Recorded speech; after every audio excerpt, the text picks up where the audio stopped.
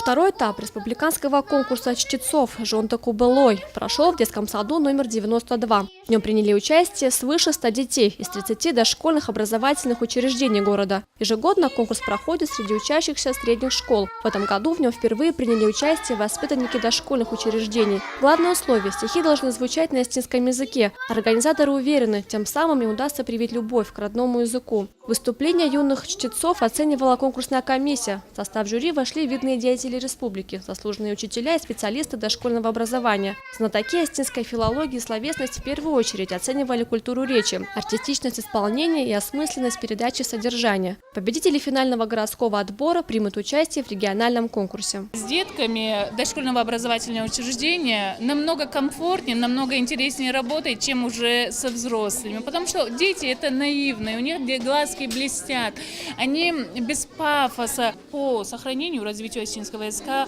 во всех образовательных учреждениях города Владикавказа работа ведется практически на достойном уровне. Этому может свидетельствовать и количество детей, которые принимают участие в конкурсе.